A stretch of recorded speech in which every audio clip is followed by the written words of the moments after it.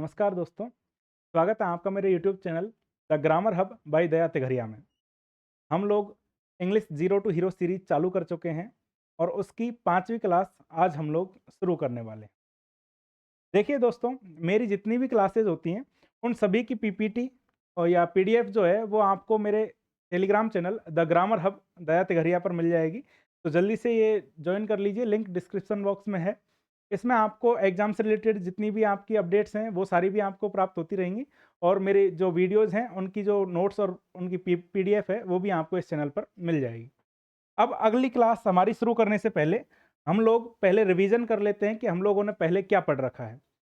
हम लोग टेंस की शुरुआत कर चुके थे। मैंने आपको बताया था कि ये जो टॉपिक है ये ग्रामर की रीढ़ की हड्डी है।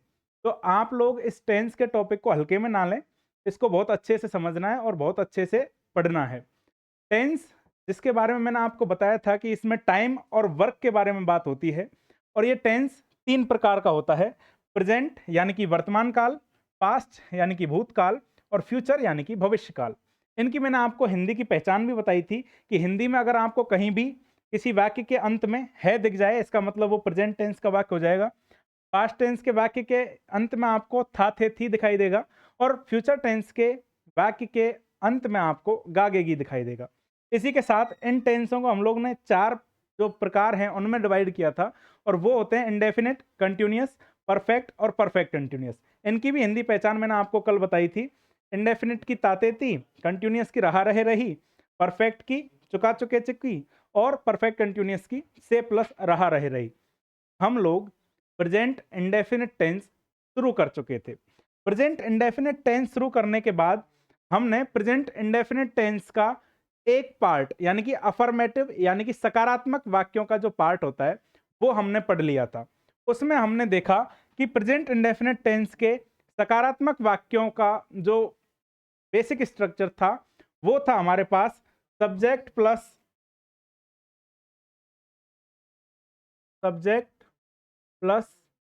वर्ब की फर्स्ट फॉर्म या वर्ब की फर्स्ट फॉर्म में एस या ई एस प्लस ऑब्जेक्ट। ये एक बेसिक स्ट्रक्चर था जो हमने कल की वीडियो में बहुत अच्छे से देखा और आप उस वीडियो को देख सकते हैं। इसकी लिंक आपको यहाँ कोने में दिखाई दे रही होगी, उसको जाके चेक करिए और उसमें आपको ये पूरा टेंस एक बार बहुत अच्छी तरीके से समझाया गया है। अब हम लोग आगे बढ़ते हैं और आगे हम देखते हैं प्रेजेंट इंडेफिनिट टेंस का negative sentence. Present indefinite tense के नेगेटिव सेंटेंस यानी कि नकारात्मक वाक्य को समझने से पहले मैं आपको एक चीज बताना चाहता हूं जो बेसिक है, सबसे कॉमन चीज है जो आपको किसी भी टेंस के नेगेटिव सेंटेंस को समझने में मदद करेगी। किसी भी टेंस का जो नेगेटिव सेंटेंस होता है उसका एक बेसिक स्ट्रक्चर होता है जिसमें subject plus HV plus not plus MV plus object आता है। यानी कि आपके जो हेल्पिंग वर्ब होती है, जो सहायक क्रिया होती है, उस सहायक क्रिया के तुरंत बाद में यहां पर नॉट आता है। क्यों आता है नॉट सर? नॉट इसलिए आता है क्योंकि हम जब नेगेटिव सेंटेंस बनाते हैं, जब हम नकारात्मक वाक्य बनाते हैं तो हमारे वहां पर उस वाक्य में नहीं का एक संदेश छुपा हुआ होता है। कैसे आता है सर? जैसे कि मैं हिंदी नहीं पढ़ाता हूं, ये एक हिंदी का वाक्य है और ये नकारात्मक वाक्य है। मैं हिंदी नहीं पढ़ाता हूं।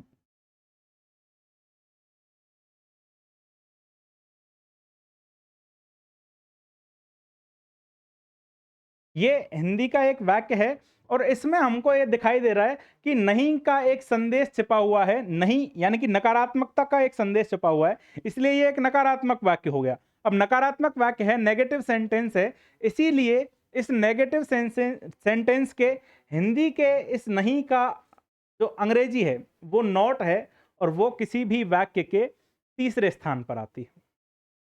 बेसिकली किसी भी वाक्य का नेगेटिव यानी कि नकारात्मक बनाने के लिए हमें तीसरे स्थान पर नॉट लगाने की जरूरत पड़ती है। ये एक बेसिक स्ट्रक्चर है, बेसिक सूत्र है किसी भी अंग्रेजी के नकारात्मक नेगेटिव सेंटेंस का। चलिए दोबारा से हम वापस आते हैं अपने जो हम पढ़ रहे हैं प्रेजेंट इंडेफिनिट टेंस उसके ऊपर। मैंने अभी अभी आपको बेसिक स्ट्रक्चर बता दिया। अब उस बेसिक स्ट्रक्चर में एच बी की जगह पे अपनी वाली एच बी जो प्रेजेंट इंडेफिनिट की है, डू और डज, वो लगा देते हैं। और प्रेजेंट इंडेफिनिट में जो मुख्य क्रिया एम बी होती है वो हमारी वर्ब की फर्स्ट फॉर्म आएगी नेगेटिव इंटेरोगेटिव और इंटेरोगेटिव नेगेटिव वाक्यों में। अब आपके एक कंफ्यूजन आएगा कि सर अभी तक तो हम लोग मुख्य क्रिया की जगह पे वर्ब की फर्स्ट फॉर्म या वर्ब की फर्स्ट फॉर्म में एस या ईएस का प्रयोग कर रहे थे, तो अब वो एस या ईएस कहां गई? तो दोस्तों यहां पर ये जो डू और डज हम लोग लेके आए हैं, यहां पर ईएस और एस पहले से आ गई है हमारे पास, इसीलिए वो जो वर्ब की फर्स्ट फॉर्म में एस या ईएस का कॉन्सेप्ट था वो हमने ड्रॉप कर दिया और सिर्फ वर्ब की फर्स्ट फॉर्म ही रहेगी। बात आ रही है समझ में? जहां भी डू या डज दिखाई देगी वहां पे वर्ब की फर्स्ट फॉर्म में एस या ईएस नहीं दिखाई देगी, और जहां ये दोनों चीजें नहीं होंगी प्रेजेंट इंडेफिनिट के सकारात्मक वाक्यों में, तो वहां पर हम लोग वर्ब की फर्स्ट फॉर्म में एस या ईएस का प्रयोग करेंगे। आ गई बात समझ में? चलिए, ये हमारा मास्टर रूल भी निकल के आता है कि जब डू या डज आ जाता है तो मुख्य क्रिया वर्ब की फर्स्ट फॉर्म से एस या ईएस हट जाता है। बात आ रही है समझ में? जब डू और डज आ जाता है तो मुख्य क्रिया वर्ब की फर्स्ट फॉर्म से एस या ईएस हट जाता है। ये सबसे बेसिक चीज है प्रेजेंट इंडेफिनिट जो टेंस है हमारा उसमें समझने की। आगे देखिए, एग्जाम्पल के लिए इसी बेसिक जो हमारा सूत्र है उसमें हम लोग देखेंगे he does not pledge cricket, he does not play cricket. He does not pledge cricket, ये हमारा गलत हो गया, क्योंकि अभी अभी मैंने आपको बताया था जहां पर डू डज आ जाता है वहां पर वर्ब की फर्स्ट फॉर्म में एस या ईएस का प्रयोग नहीं होता है। आ गई बात समझ में? तो यहां पे डज नॉट प्ले क्रिकेट आएगा। अब आप ये बोलोगे कि सर ये ही के साथ डज ही क्यों लगाया हमने, ही के साथ डू का प्रयोग क्यों नहीं किया? यहां पे ये जो ऑब्लिक आ रहा है, ये जो टेढ़ा डंडा आ रहा है, इस टेढ़े डंडे का मतलब तो कल आपने बताया था कि इन दोनों में से कोई एक आएगा, और इन दोनों में से कोई एक आएगा, इसका मतलब ये है कि कोई ना कोई रूल भी होगा। बिल्कुल सर, एक रूल है, और वो रूल ये है कि सिंगुलर सब्जेक्ट यानी कि एक वचनकर्ताओं के साथ प्रेजेंट इंडेफिनिट टेंस के नेगेटिव, इंटेरोगेटिव और इंटेरोगेटिव नेगेटिव सेंटेंस में हम लोग सहायक क्रिया डज का प्रयोग करते हैं। किसका? सहायक क्रिया डज का प्रयोग करते हैं। और प्लूरल सब्जेक्ट यानी कि बहुवचनकर्ताओं के साथ सहायक क्रिया टू का प्रयोग करते हैं। आ रही है बात समझ में?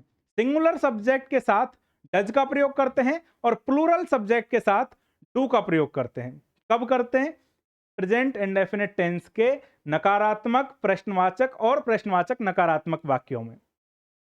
कब तो डू का प्रयोग करते हैं और कब डज का प्रयोग करते हैं, ये चीज बहुत ज्यादा समझने की है, क्योंकि इसी में सबसे ज्यादा गलती होती है।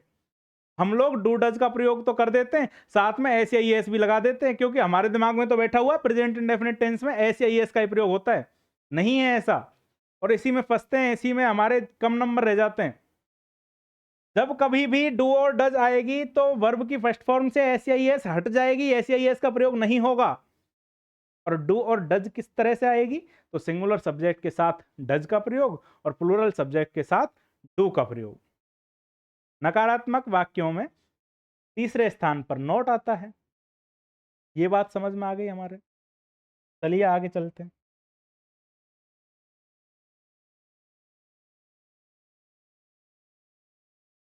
दे do not go to school, ये हमारा एक डू वाला एग्जाम्पल है। दे यानी कि वे, do not go to school, वे विद्यालय नहीं जाते। ध्यान दीजिए, दे एक प्लूरल सब्जेक्ट है, इसलिए यहां पर हमने दे के साथ डू का प्रयोग किया है, और नॉट तीसरे स्थान पे आएगा ही क्योंकि नकारात्मक वाक्य है। गो टू स्कूल यहां पे आ गया। ध्यान देना, इस चीज को आपको विशेष ध्यान रखना है। गो के बाद टू का प्रयोग हो रहा है, ये एक प्रपोजिशन है। हमारी जब आगे की क्लास आएंगी उनमें हम प्रपोजिशन पढ़ेंगे, उसमें आपको ये अच्छे से पता चलेगा कि हम लोग यहाँ पे टू ही क्यों लगा रहे हैं, और फोर दाग और कुछ क्यों नहीं लगा रहे। अगला हमारा आता है इंटेरोगेटिव सेंटेंसेस, यानी कि प्रश्नवाचक वाक्य। देखिए, एक बार हम लोग इनके नियम समझ लेते हैं, जब नियम समझ में आ जाएँगे, उसके बाद हम इनकी हिंदी वाक्यों की अंग्रेजी बनाना भी एक बार सीखेंगे। देखो, प्रश्नवाचक वाक्य क्या होते हैं? ये क्या से शुरू होते हैं और प्रश्न पूछा जाता है इसमें। कैसे? क्या तुम हिंदी पढ़ाते हो? क्या तुम हिंदी पढ़ाते हो? क्योंकि मैं आपको पढ़ा रहा हूँ, इस वजह से पढ़ाने के उदाहरण ले रहा हूँ, बाकी उदाहरण भी हम लोग लेंगे। क्या तुम हिंदी पढ़ाते हो?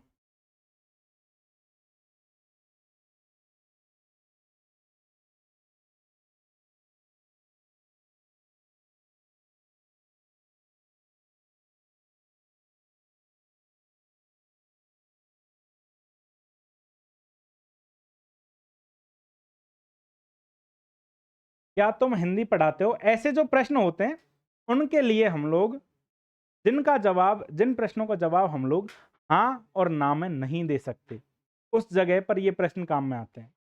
तो वहाँ पे जो हमारा प्रेजेंट इंडेफिनिट टेंस है, अगर इस तरह से जो मैंने आपको हिंदी पहचान बताई थी कि किसी भी वाक्य के अंत में ता है, ते है, ती है दिखाई देता है, तो वो प्रेजेंट इंडेफिनिट टेंस का वाक्य होगा।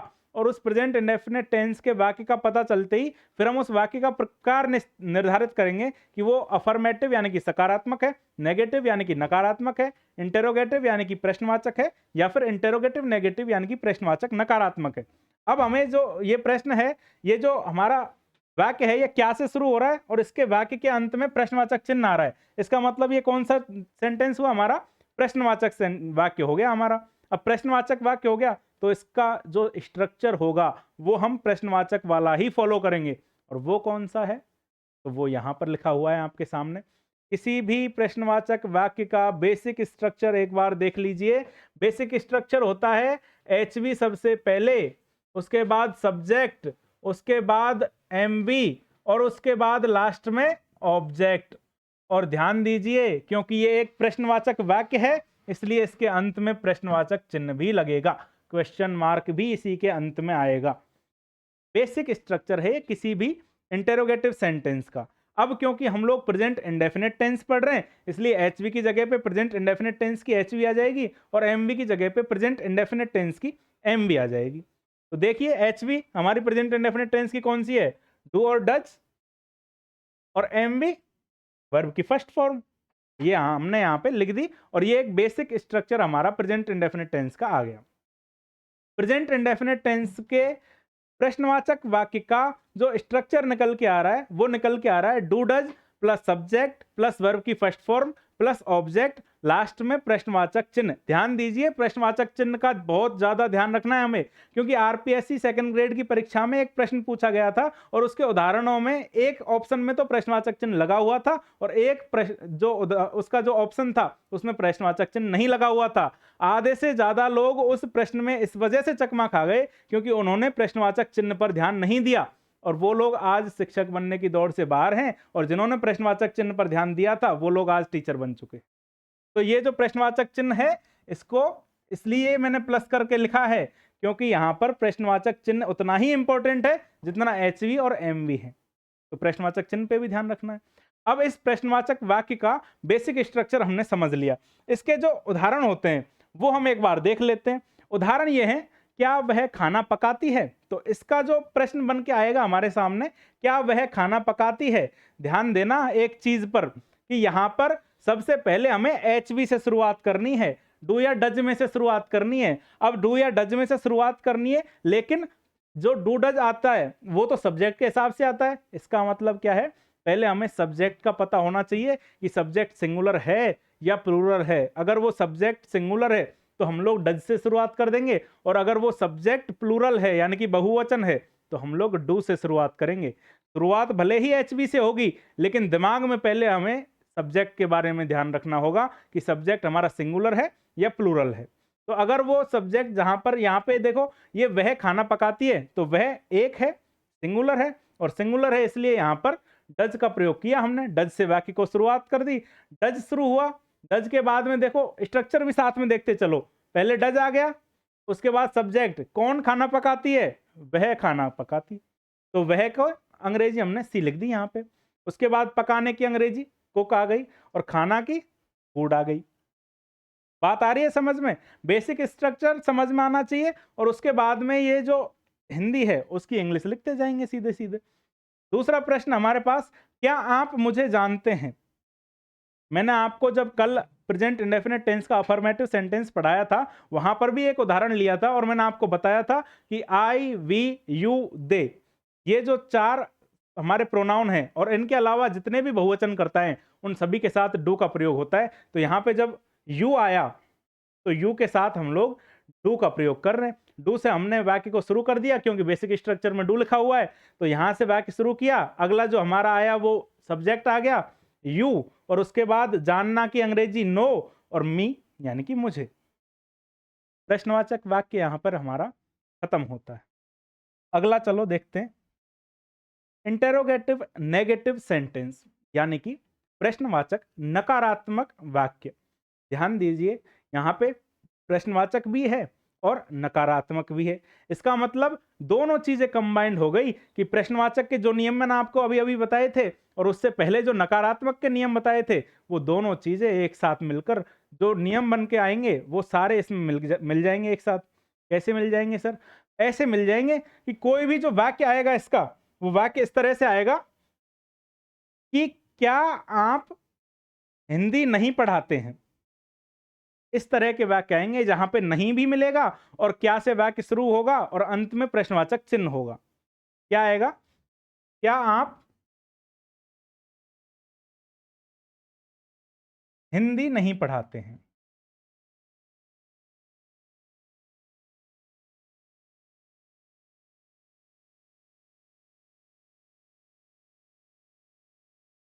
लास्ट में प्रश्नवाचक चिन्ह।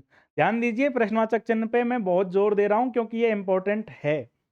क्या आप हिंदी नहीं पढ़ाते हैं, क्या से वाक्य शुरू हो रहा है? हाँ ना में इसका जवाब नहीं दिया जा सकता, इसका मतलब इंटरोगेटिव सेंटेंस तो है, लेकिन साथ ही साथ इसमें नहीं भी आ रहा है। अब नहीं आ गया इसका मतलब नेगेटिव भी है। अब सर क्या करें जब इंटरोगेटिव भी आ गया और नेगेटिव भी आ गया? इसका मतलब हमको इन दोनों के नियमों को एक साथ करके देखना पड़ेगा। क्या देखेंगे सर? देखेंगे ये कि इंटरोगेटिव सेंटेंस शुरुआत होती है इनकी एचवी यानी कि सहायक क्रिया से, तो एचवी से शुरुआत कर दी।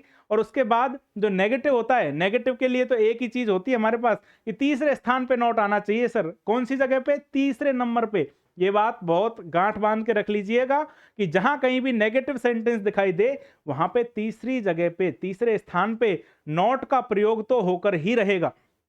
तो यहां शुरुआत कर दी हमने सब्जेक्ट के, जो जो हमारा स्ट्रक्चर है वो देख लो। डू डज से शुरुआत की, उसके बाद सब्जेक्ट, तीसरे नंबर पे नोट आ गया, उसके बाद वर्ब की फर्स्ट फॉर्म ऑब्जेक्ट, और लास्ट में हमारा प्रश्नवाचक चिन्ह। किसी भी इंटरोगेटिव सेंटेंस का जो हीरो बन के आएगा वो ये प्रश्नवाचक चिन्ह ही निकल के आएगा। ध्यान रखना, आप सब कुछ बना लोगे, सारे नियम फॉलो कर लोगे, लेकिन प्रश्नवाचक चिन्ह अगर आपने नहीं देखा तो आपका प्रश्न गलत करवा देगा। आगे देखो, इसके एग्जाम्पल एक बार हम देखते हैं। क्या वह नहीं पढ़ता है? क्या वह नहीं पढ़ता है? मैंने आपको बताया सबसे पहला काम स्ट्रक्चर देखना है, स्ट्रक्चर देख के उसके हिसाब से हम लोग लिखते जाते हैं। शुरुआत कहां से होगी? वह, ये सब्जेक्ट सिंगुलर है यानी कि एक वचन है। अब एक वचन कर्ता के साथ मैंने आपको बताया था डज का प्रयोग होता है, तो डज का प्रयोग हमने कर दिया, डज से वाक्य की शुरुआत कर दी। डज के बाद वह की अंग्रेजी क्या आ गई? ही, और तीसरे स्थान पे क्या आता है? तीसरे स्थान पे आता है सर नोट। तीसरे स्थान पे नोट लगा दिया हमने और लगा दिया बाद में स्टडी। अरे सर यहाँ पे ऑब्जेक्ट तो आया ही नहीं। जब ऑब्जेक्ट वाक्य में ही नहीं दिया हुआ हिंदी में, तो फिर हम अंग्रेजी में कहीं से बना के थोड़ी लेके आएंगे। नहीं है तो नहीं है, तो नहीं है तो यहाँ पे प्रश्नवाचक चिन्ह लिख दिया, कोई दिक्कत नहीं है। अगला उदाहरण, तीसरा जो हमारा अगला उदाहरण है, यहाँ पे क्योंकि सेम प्रिंट हो गया लेकिन हम एक नया उदाहरण लिखते हैं यहाँ पे। क्या वे क्रिकेट नहीं खेलते हैं?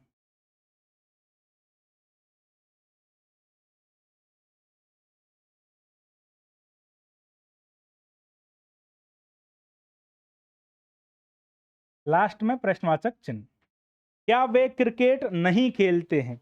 यहाँ पे क्या से वाक्य की शुरुआत हो रही है और नहीं बीच में आ रहा है, इसका मतलब प्रश्नवाचक नकारात्मक वाक्य तो है, इसका मतलब इंटेरोगेटिव नेगेटिव सेंटेंस तो है। और इसी का ये मतलब भी निकलता है कि एच बी से वाक्य की शुरुआत होगी, तीसरे नंबर पे नॉट आएगा और लास्ट में प्रश्नवाचक चिन्ह लगेगा। सबसे पहला काम सब्जेक्ट को ढूंढना। खेलने का काम कौन नहीं करते हैं? वे नहीं करते हैं। वे का मतलब दे। एक बार दिमाग में रखने वाली चीज है, ये बार बार लिखते हुए थोड़ी घूमेंगे। दे, दे यानी कि वे। क्या ये एक सिंगुलर सब्जेक्ट है? जी नहीं। दे यानी कि वे एक से अधिक लोग हैं, इसलिए ये प्लूरल सब्जेक्ट है, यानी कि बहुवचन करता है। और बहुवचन करता है इसका मतलब डू से इस वाक्य की शुरुआत करेंगे। जैसा कि मैंने आपको पहले नियमों में बता रखा है, डू से वाक्य की शुरुआत कर देते हैं। डू से वाक्य की शुरुआत कर दी, बेसिक स्ट्रक्चर की तरफ आपकी निगाह रहेगी। डू के बाद में हमारा क्या आएगा? सब्जेक्ट आएगा। तो सब्जेक्ट क्या है? दे। दे लिख दिया सर। डू, दे। इसके बाद क्या आएगा? इसके बाद आएगा तीसरे स्थान पे नॉट। तो नॉट भी लिख देंगे हम। Do they not. खेलना की अंग्रेजी क्या हो गई? Play. Do they not play cricket? क्या नहीं खेलते हैं वो लोग? क्रिकेट नहीं खेलते हैं। और लास्ट में हमारा जो सुपरस्टार है आज की क्लास का, प्रश्नवाचक चिन्ह, वो हम लगाएंगे। ध्यान रखना, प्रश्नवाचक चिन्ह पे ध्यान ज्यादा रखना है। आगे हम लोग एक ऐसा वाक्य लेते हैं जिसको हम अफर्मेटिव, नेगेटिव, इंटेरोगेटिव और इंटेरोगेटिव नेगेटिव, इन चारों चीजों में बना सकते हैं। ध्यान रखना, उनकी हिंदी भी अलग होगी, लेकिन हम लोग सिर्फ अफर्मेटिव की हिंदी लिखेंगे और बाद में अपने जो बेसिक स्ट्रक्चर हमारे माइंड में हैं उनको हम इस्तेमाल करते हुए उसकी नेगेटिव की, इंटेरोगेटिव की और इंटेरोगेटिव नेगेटिव की जो इंग्लिश है वो बना लेंगे। कोई अगर हमारे पास कमेंट लेके आ जाएगा कि सर आपने हिंदी तो लिखाई है सिर्फ अफर्मेटिव की और अब नीचे आप इंटेरोगेटिव, नेगेटिव, नेगेटिव और इंटेरोगेटिव ये भी करवा रहे हो, तो वो मैं आपको पहले ही बता रहा हूं। वाक्य लिख लेते हैं हम लोग। वह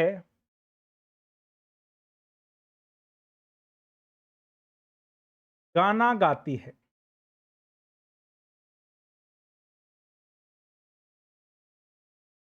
ध्यान दीजिए, आप लोगों को अगर प्रेजेंट इंडेफिनिट टेंस अभी तक शुरुआत से नहीं देखा है तो भी इस 1 मिनट की जो चीज है इसमें मैं आपको वो दोबारा से रिवाइज करवा देता हूं। वह गाना गाती है। सबसे पहला काम हमारा होता है कि हम लोग सबसे पहले हिंदी की पहचान को देखेंगे। अगर हिंदी की पहचान यहाँ पे है आ रही है, इसका मतलब तो प्रेजेंट टेंस हो गया, और तातेती आ रही है, इसका मतलब प्रेजेंट का इंडेफिनिट सेंटेंस हो गया। अब प्रेजेंट का इंडेफिनिट सेंटेंस हो गया तो मैं आपको इनके चारों जो जो इनके सेंटेंस होते हैं उन सभी के एक बार बेसिक स्ट्रक्चर लिख देता हूं, आसानी रहेगी। बेसिक स्ट्रक्चर मेरे साथ साथ आप भी बोलते जाएंगे। क्या बोलते जाएंगे? कि सर अफर्मेटिव सेंटेंस जो होते हैं उस अफर्मेटिव सेंटेंस में तो हम लोग सबसे पहले शुरुआत कर देते हैं सब्जेक्ट से। तो सब्जेक्ट, और उसके बाद सीधा आ जाती है हमारी मेन वर्ब, वर्ब की फर्स्ट फॉर्म या वर्ब की फर्स्ट फॉर्म में एस या ईएस, और लास्ट में ऑब्जेक्ट। आई बात समझ में? दूसरा आता है हमारे पास नेगेटिव सेंटेंस। और नेगेटिव सेंटेंस के लिए सर आपने हमें बताया था कि एचवी के बाद तीसरे नंबर पे नॉट लगा देनी है हमें, तो लगा देंगे नॉट। सब्जेक्ट, सब्जेक्ट के बाद एचवी क्या है हमारे पास? डू या does plus not plus verb की फर्स्ट फॉर्म प्लस ऑब्जेक्ट अंत में आ जाएगा। तीसरा हमारे पास आता है इंटेरोगेटिव सेंटेंस। अब इस इंटेरोगेटिव सेंटेंस के लिए हम लोग क्या करेंगे? डू या डज जो हमारी है एचवी, उस एचवी को हम लोग सबसे आगे लेकर आ जाते हैं। तो डू या डज को हम लोग कहां लेके आ जाएंगे? सबसे आगे। तो डू या डज से शुरुआत कर देंगे वाक्य की।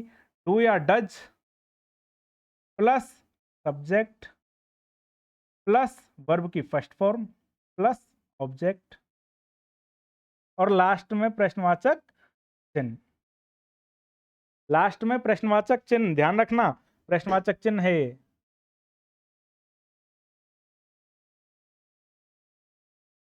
ऑब्जेक्ट, और ऑब्जेक्ट के बाद में प्रश्नवाचक चिन्ह।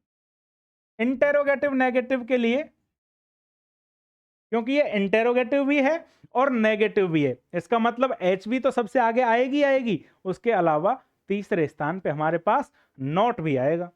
तो शुरुआत करेंगे हम डू या डज से। Plus subject plus not plus verb की फर्स्ट फॉर्म प्लस ऑब्जेक्ट और लास्ट में प्रश्नवाचक चिन्ह। ये हमारे पास प्रेजेंट इंडेफिनिट टेंस के बेसिक स्ट्रक्चर आ गए चारों सेंटेंस के लिए, अफर्मेटिव के लिए, नेगेटिव के लिए, इंटेरोगेटिव के लिए और इंटेरोगेटिव नेगेटिव के लिए। अब इस जो एक वाक्य हमने लिखा हुआ है इसको हम लोग इन चारों सेंटेंस में बनाते हैं और ध्यान देना कितनी आसानी से ये बदलते जाएंगे एक दूसरे में। सबसे पहला काम हमारा अफर्मेटिव बनाना। अफर्मेटिव के लिए जैसा वाक्य है same to same as it is लिख देना है। कैसे सर? ऐसे सर कि सबसे पहले तो हमें हिंदी पहचान देखनी थी जो हमने देख ली कि ये प्रेजेंट इंडेफिनिट टेंस हो गया। अब प्रेजेंट इंडेफिनिट टेंस हो गया इसका मतलब यहां पे अफर्मेटिव सेंटेंस में एचवी तो आनी ही नहीं है। अब एचवी नहीं आनी तो यहां तो पहले तो टेंशन फ्री हो जाते हैं कि सर एचवी तो लिखनी ही नहीं है, तो मुख्य क्रिया तो लिखेंगे लेकिन शुरुआत कहां से हो रही है? बेसिक स्ट्रक्चर में हमने देखा कि शुरुआत हो रही है सब्जेक्ट से, तो सबसे पहले तो सब्जेक्ट देखो कि गाना गाने का काम कौन कर रही है? गाना गाने का काम वह कर रही है, वह करती है, वह गाती है। अब वह गाती है इसका मतलब वह की अंग्रेजी सबसे पहले हम लोग लिख देंगे और वो होती है हमारे पास सी। ध्यान देना सी क्यों लिख रहे हैं हम लोग? सी इसलिए लिख रहे हैं सर क्योंकि वह स्त्रीलिंग है और वह स्त्रीलिंग है तो सी आएगा, अगर वो पुल्लिंग होती तो ही आता। बेसिक जो प्रोनाउन है हमारे वो हैं ये। सी के बाद क्या आएगा हमारे पास? वर्ब की फर्स्ट फॉर्म या वर्ब की फर्स्ट फॉर्म में एस या एस। ध्यान दीजिए पिछली क्लास हमारी जिसमें हमने बहुत अच्छे से पढ़ा था कि कब तो एस आता है, कब ई एस आता है, कब सिर्फ वर्ब की फर्स्ट फॉर्म आती है। मैंने आपको एक छोटा सा गोल्डन रूल बताया था कि अगर कर्ता अकेला है तो उसके साथ तो एस या ई एस की जरूरत पड़ेगी और अगर अकेला नहीं है कर्ता तो उसको एस या ई एस की भी जरूरत नहीं पड़ेगी। तो क्योंकि यहां पर सी जो गाना गाती है वो अकेली है तो उसके साथ एस या ई एस की जरूरत तो पड़ेगी। अब गाना की अंग्रेजी हमारे पास सिंग होती है क्रिया के रूप में। किसके रूप में? क्रिया के रूप में गाने की अंग्रेजी सिंग होती है। अब सिंग होती है तो एक बार तो हम सिंग लिख लेते हैं लेकिन हमें यह पता है क्योंकि ये एक वचन है इसलिए इसके साथ वर्ब की फर्स्ट फॉर्म में एस या ई एस का प्रयोग तो होगा। अब एस लगेगा या ई एस लगेगा पिछली क्लास देखनी पड़ेगी इसकी, फिर भी बता देता हूं कि एस लगेगा या ई एस लगेगा। इसका निर्धारण हम इस प्रकार से करते हैं कि अगर वर्ब के अंत में हमारे पास जो अक्षर है उसको हम देखेंगे और वो अगर हमारा S, double S, S H, C H, O या एक्स हुआ तब तो हम लगाते हैं ई एस, और अगर वो हमारा S, double S, S H, C H, O या एक्स नहीं है तब हम लगाएंगे सिर्फ एस।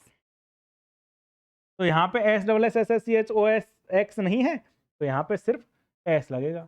शी सिंग्स, अब क्या करती है वो? गाना गाती है। क्या करती है? गाना गाती है। तो गाने की अंग्रेजी, गाने की अंग्रेजी सॉन्ग होती है, SONG।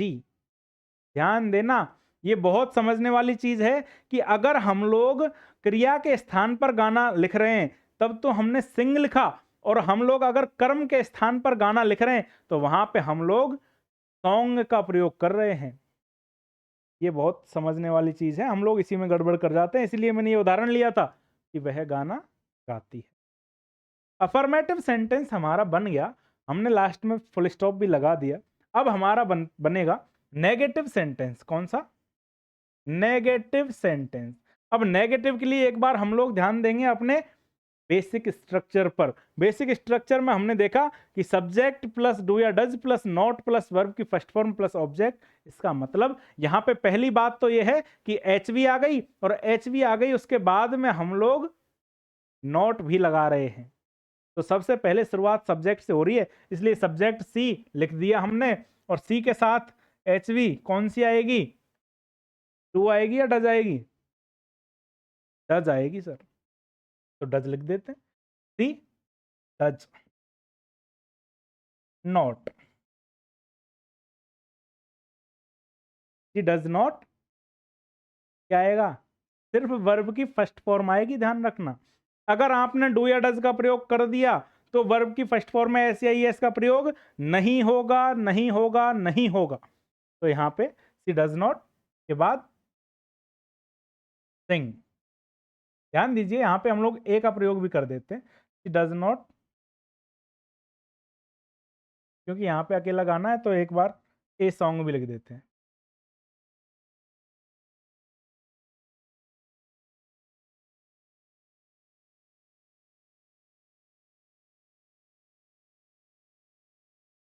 A song.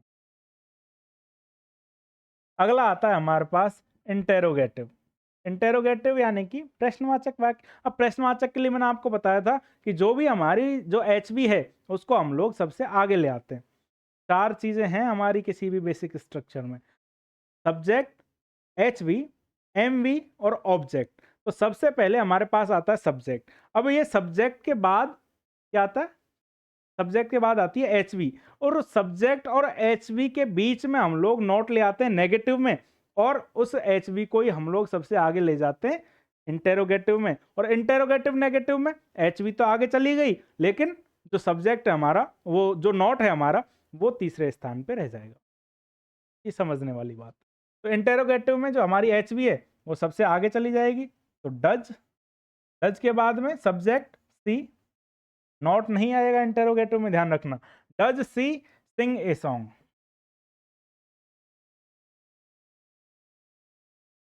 प्रश्नवाचक चिन्ह। और इंटेरोगेटिव नेगेटिव में वही डज से शुरुआत, सी आएगा और उसके बाद एक not, sing a song. Last में प्रश्नवाचक चिन्ह। प्रश्नवाचक चिन्ह पे विशेष ध्यान रखना है हमें। इस तरह से हम लोग एक अकेले वाक्य को भी 4 अलग अलग जो वाक्य हैं उनमें बदला जा सकता है, अफर्मेटिव, नेगेटिव, इंटेरोगेटिव और इंटेरोगेटिव नेगेटिव। अगर आप लोग कमेंट करें और आप लोग कमेंट में जवाब दे दें इसी तरह से बनाकर, तो मैं आपको एक उदाहरण देता हूं, वो आपको बना के लाना है कि क्या, कौन सा है उदाहरण जो आपको बनाना है? ये आपको बनाना है और उसको कमेंट करना है। तो कौन सा है सर? तो सर ये बन के आता है हमारे पास, मधुमक्खियां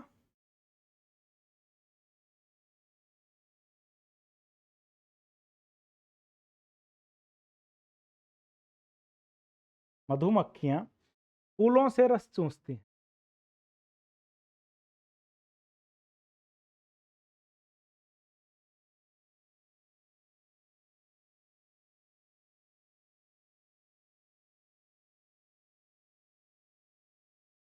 मधुमक्खियां फूलों से रस चूसती हैं।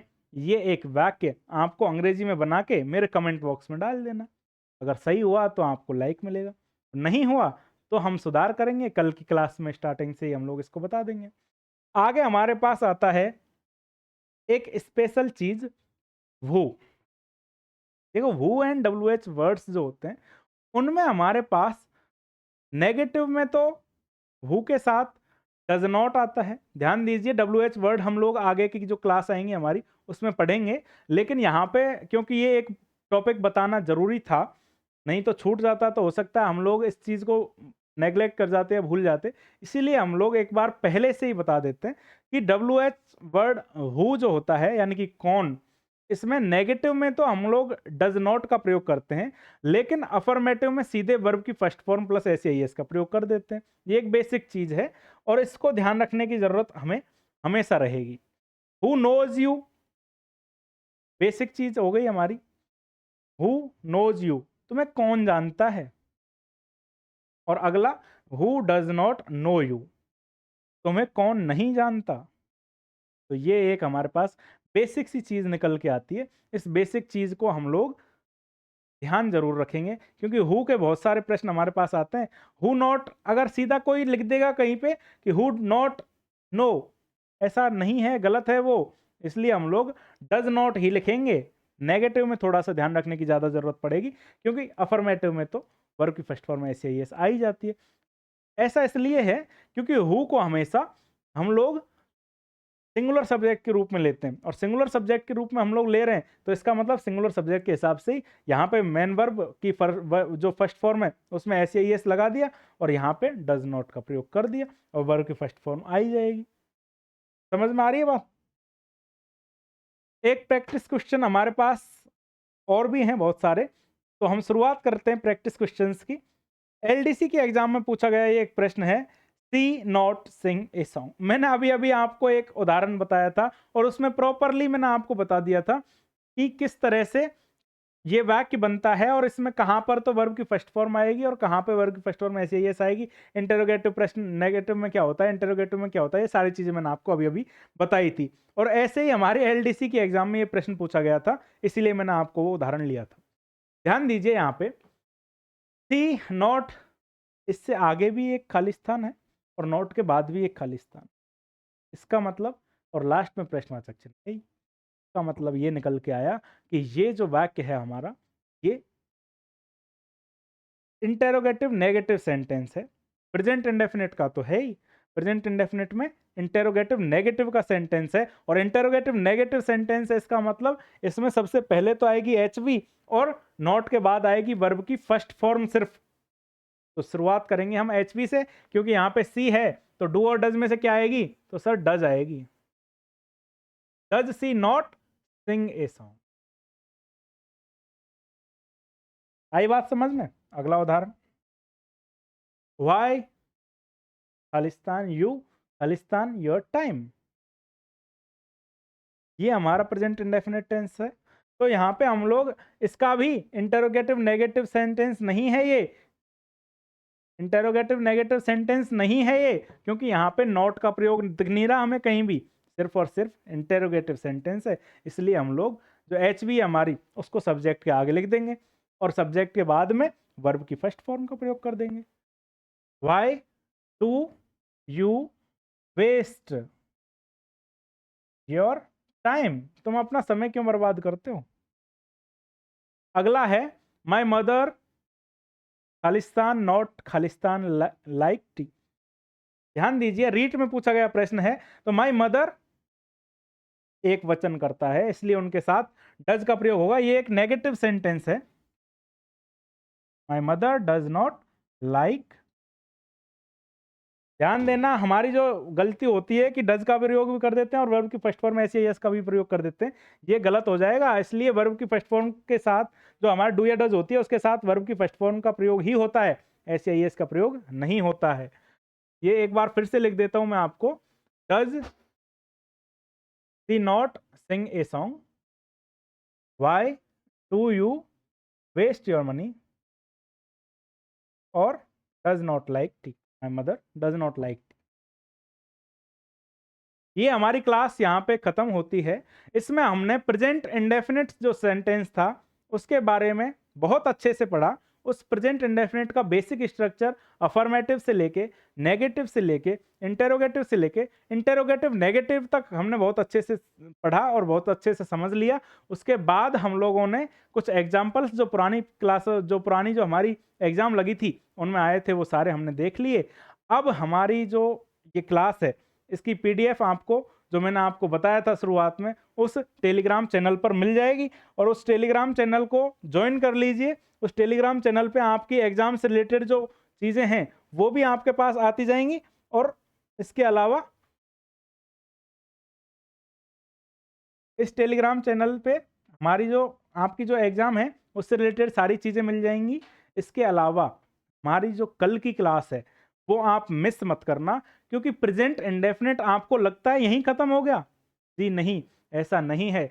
प्रेजेंट इंडेफिनिट टेंस को हम लोग कल खत्म करेंगे और उस तरीके से खत्म करेंगे कि आपको पता चलेगा कि हाँ परीक्षा में तो यहीं से प्रश्न आते हैं। ये जो अब तक पढ़ा रहे थे वो तो 8वीं 10वीं 12वीं बोर्ड की परीक्षाओं में हम लोग अच्छी तरह से पढ़ लेते हैं, तो वहां पे काम आएगा। आपकी कंपटीशन एग्जाम वाली जो प्रेजेंट इंडेफिनिट टेंस है वो तो हम लोग कल पढ़ेंगे और कल की क्लास में मैं आपको बताऊंगा कि वो गलतियां कौन सी हैं जो आप करते हो एग्जाम में बैठने पर और उनकी वजह से आपके प्रश्न गलत हो जाते हैं, और उन सारे महत्वपूर्ण नियमों को भी मैं आपको बताऊंगा जिनको अगर आप एक बार पढ़ लेते हो तो प्रेजेंट इंडेफिनिट से रिलेटेड कोई भी प्रश्न आपके चाहे किसी भी बड़ी से बड़ी एग्जाम में आ जाए, आपका वो प्रश्न गलत नहीं होगा, ये मैं दावे के साथ बोल सकता हूँ।